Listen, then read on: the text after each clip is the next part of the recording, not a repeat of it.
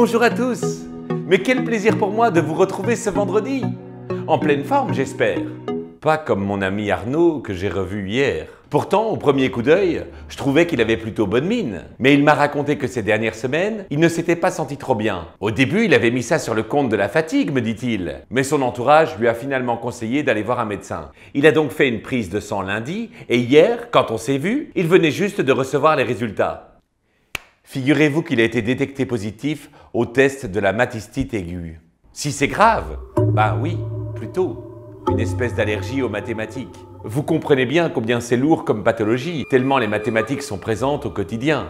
Heureusement, j'ai eu la présence d'esprit de lui demander son rapport médical. Car bien sûr, vous le savez, les tests ne sont pas fiables à 100%. Dans les résultats d'analyse, en petits caractères, le laboratoire l'informait que la fiabilité du test à la matistite était de 96%. 96% si vous préférez. Alors, quand j'ai découvert que seulement une personne sur 200 était atteinte de cette maladie, tout à coup, j'étais rassuré pour mon ami et je lui ai dit qu'il n'y avait aucune raison sérieuse de s'inquiéter.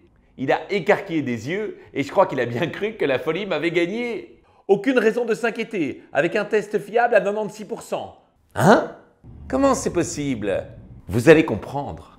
Observons ces résultats d'un peu plus près. Pour que ce soit plus concret, prenons par exemple le cas d'une petite ville de 10 000 habitants, comme Argelès-sur-Mer, dans les Pyrénées-Orientales. Si une personne sur 200 est atteinte de matistite, ça signifie alors qu'on peut s'attendre à ce que 50 habitants soient malades et 9 950 en bonne santé. En théorie, bien entendu. Imaginons un instant que tous les Argelésiens effectuent le test. Sur les 50 individus réellement malades, seulement 48 seront diagnostiqués positifs, puisque le test n'est fiable qu'à 96%, et que 96% de 50 égale 48. Quant aux 9 950 autres individus en bonne santé, ils seront tout de même 398 à être déclarés malades. 4% de 9 950. Alors qu'ils sont en parfaite santé. Récapitulons. 48 personnes réellement malades sont déclarées malades. Ça, c'est bien. Mais 398 personnes non malades seront quand même déclarées malades. Et quoi? La conclusion est limpide.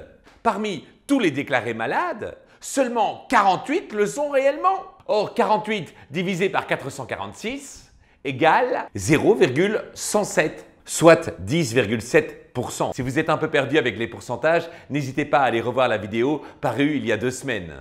Alors que le taux de fiabilité du test à la matistite est plutôt élevé, si je suis diagnostiqué positif, j'ai seulement 10% de chance, enfin, plutôt 10% de malchance, d'être réellement malade.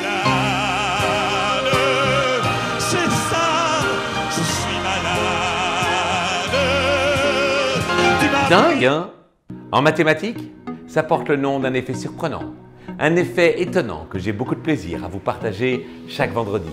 Un effet que moi, j'ai l'habitude d'appeler l'effet waouh. Des bises!